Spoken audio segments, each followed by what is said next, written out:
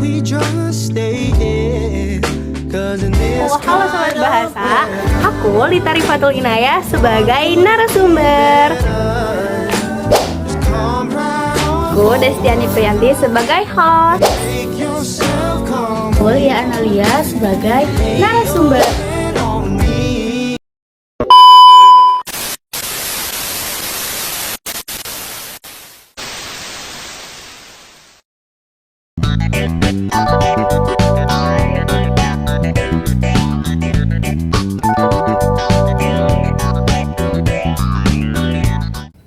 Hai Sobat Bahasa, selamat datang di podcast Bincang Gen Z. Wah, tampaknya sangat semangat sekali ya dua tamu kali ini. Boleh nih sebelum kita membahas tentang kebahasan kali ini, dari sebelah kiri saya ada siapa nih? Ada Lia Analia. Halo Lia. Hai. Lalu sebelah kiri Lia ada siapa nih? Aku Lita Rifatul Inayah. Halo Lita. Hai. Wah, jadi Sobat Bahasa, kali ini kita kedatangan dua tamu yang sangat istimewa. Ngomong-ngomong nih, gimana sih kabar kalian saat ini gitu? Boleh dari Lita gitu, kabarnya gimana nih? Kalau aku sendiri alhamdulillah sehat walafiat. Terus juga segala urusan sekarang dipermudah, alhamdulillah. Dari Lia? Dan dari aku sendiri ya alhamdulillah sama sehat walafiat juga, jasmani dan rohani juga alhamdulillah. Alhamdulillah. Lalu ngomong-ngomong tentang kesibukannya gitu kan, kita tahu bahwa kalian berasal dari program studi Tadris Bahasa Indonesia kelas 3C nih. Apa sih kesibukan kalian saat ini? Kalau dari aku sendiri, kesibukan aku itu pastinya sekarang kuliah, terus juga banyak banget tugas. Apalagi sekarang memasuki semester 3 ya, yang dimana tugas tuh kayak seambrek-ambrek gitu, banyak banget. Apalagi sekarang juga lagi minggu UTS, jadi sibuk banget sama UTS, terus ngejar deadline tugas. Terus juga selain kuliah, aku juga volunteer sama organisasi. Nah, boleh nih kalau dari pandangan Lia sendiri tuh gimana? Kalau dari aku sendiri ya, kesibukan aku sekarang sama kuliah juga gitu, terus ngerjain tugas, sama ya UTS juga sama, terus di sini juga aku sendiri sibuk dengan organisasi, yang mana organisasi aku ini disebut organisasi daerah, jadi organisasi luar lah gitu. Dan aku kan orang Tasikmalaya, jadi aku mengikuti organisasi daerah Tasikmalaya seperti itu. Oh ya, jadi meskipun banyak organisasi gitu, tapi nggak menghalangi kita sebagai mahasiswa untuk kuliah dengan benar gitu kan. Kuliah tetap nomor 1. Nah, Ya, betul betul. Sobat Bahasa, kuliah tetap nomor 1. Nah, kita masuk ke segmen yang pertama nih. Segmen pertama yaitu mengenai isu kebahasaan bahasa Indonesia. Menurut pandangan Lita dan juga Lia, kita tahu bahwa perkembangan teknologi dan globalisasi telah membawa dampak yang sangat signifikan terhadap bahasa Indonesia nih. Nah, terhadap mengenai isu tersebut, apakah ada gitu isu kebahasaan yang menurut Lita maupun Lia gitu saat ini terjadi di Indonesia? Kalau untuk aku, banyak banget di masyarakat Indonesia sekarang tuh lagi ngomongin pencampuran bahasa, atau yang lebih dikenal tuh bahasa gado-gado. Sebenarnya di kajian sosiolinguistik juga, istilah ini tuh terkenal dengan istilah code switching atau code mixing, yang dimana kedua fenomena itu terjadi karena beragam alasan dan tergantung si penggunanya dan tergantung sama konteksnya juga. Kayak misalnya kita ambil contoh di masyarakat Bandung, yang dimana kita lihat masyarakat Bandung itu kayak punya dua bahasa. Jadi mereka kayak menggunakan bahasa Indonesia dan bahasa Sunda di satu waktu juga. Jadi mereka tuh mencampurkan bahasa Indonesia sama Sunda. Sebenarnya itu kayak nggak apa-apa gitu, soalnya karena mereka penutur dua bahasa ini, mereka menggabungkan dua penutur bahasa ini. Dan jika memang konteksnya adalah bahasa Indonesia dan bahasa Sunda adalah identitas masyarakat Bandung, jadi ya udah, ya emang identitas mereka dua bahasa ini, bahasa Indonesia dan bahasa Sunda. Jadi ini kayak bukan masalah besar gitu. Tapi aku dengar-dengar ya di tengah-tengah masyarakat itu kalau pencampuran bahasa itu dianggap buruk. Jadi ada prasangka buruk terhadap pencampuran bahasa. Padahal kan enggak semua pencampuran bahasa itu buruk. Jadi orang menggunakan bahasa itu juga ada maksudnya, ada tujuannya, dan ada konteksnya. Enggak semua orang pakai bahasa itu sembarangan. Jadi ada tujuan, ada maksudnya gitu.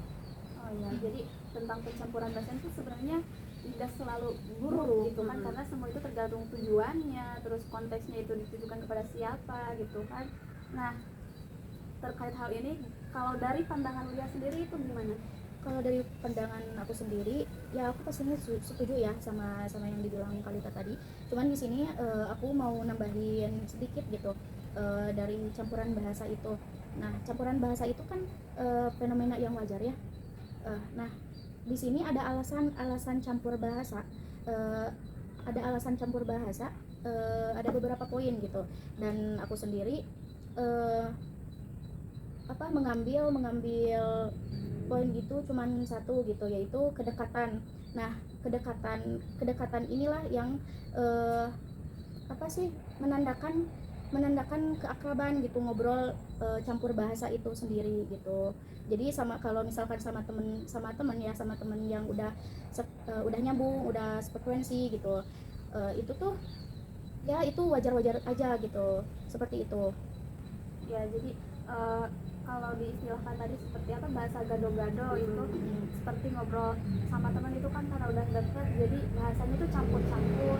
Ngomong-ngomong soal campuran bahasa, aku kalau nggak salah pernah dengar gitu ada bahasa Jaksel. Bahasa Jaksel, sobat iya. Bahasa Jaksel itu apa sih?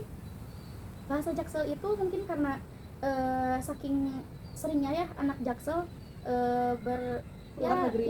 ke luar negeri gitu ya. Jadi pas balik itu mereka membawa culture, ya culturenya ya. Pusat culture Indonesia tuh ada di Jaksel. Iya, gitu seperti ya. itu, di Jaksel. Sebenarnya juga emang banyak faktor sih kenapa banyak orang Jaksel tuh pakai, sebenarnya bahasa Jaksel itu bahasa Indonesia yang dicampur Inggris. Terus juga banyak faktornya kenapa orang-orang sana itu banyak yang menggunakan bahasa Indonesia campur Inggris atau campur bahasa asing lainnya. Itu yang pertama, karena di Jakarta itu banyak banget sekolah yang berbasis internasional. Kayak misalnya JIS, Jakarta International School, yang dimana pembelajarannya aja itu pakai Inggris. Kayak gurunya aja itu dari native. Terus juga British International School itu juga ada di Jakarta. Pokoknya banyak banget faktornya. Terus juga ada orang yang udah tinggal lama di luar negeri terus balik-balik ke Jakarta, pasti bawa culture-nya negara itu kan gitu.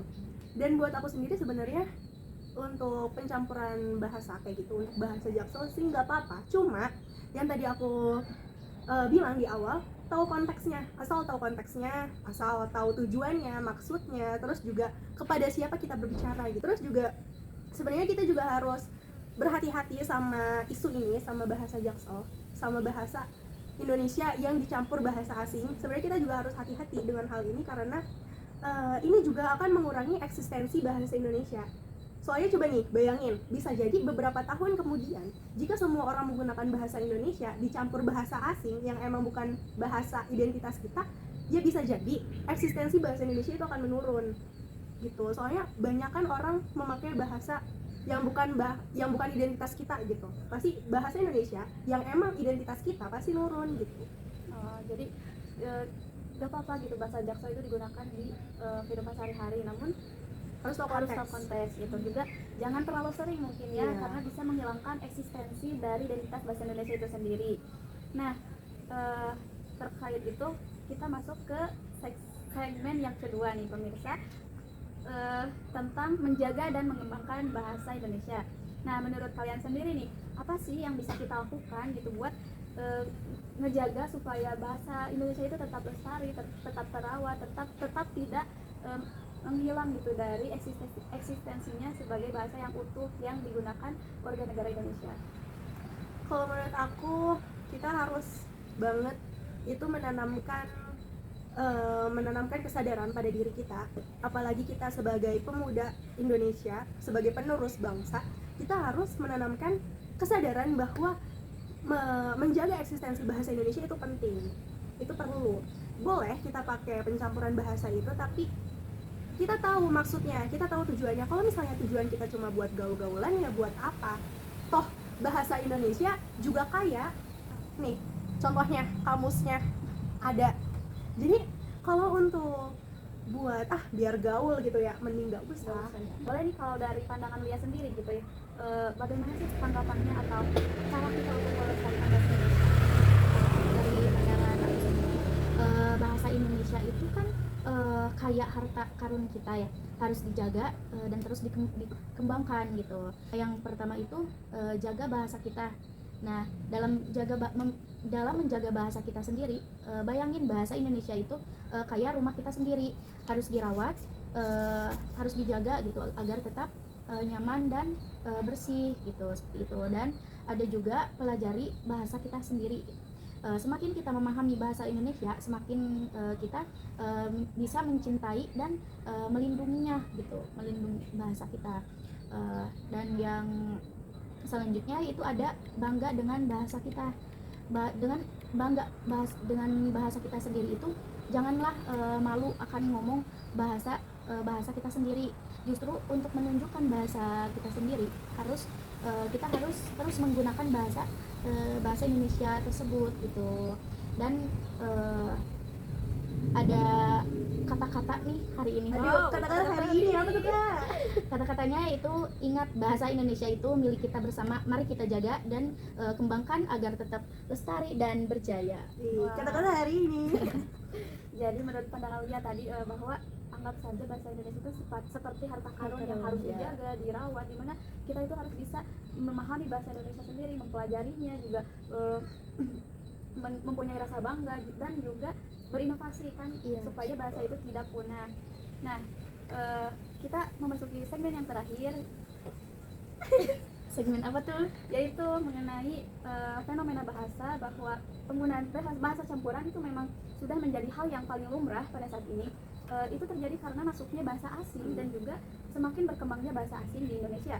Selain itu juga ada beberapa faktor kosakata dalam bahasa tertentu yang memang belum ada di padanannya di dalam bahasa Indonesia, sehingga kebanyakan masyarakat Indonesia sendiri itu mencampur adukan bahasa Indonesia dengan bahasa asing gitu. Nah, fenomena ini juga tentu mempunyai dampak yang baik juga dampak yang buruk bagi masyarakat Indonesia. Dampak baiknya yaitu penggunaan bahasa campuran adalah hal itu bisa menambah kosakata bahasa asing dan juga memudahkan kita masyarakat untuk belajar bahasa yang lain gitu selain daripada bahasa Indonesia.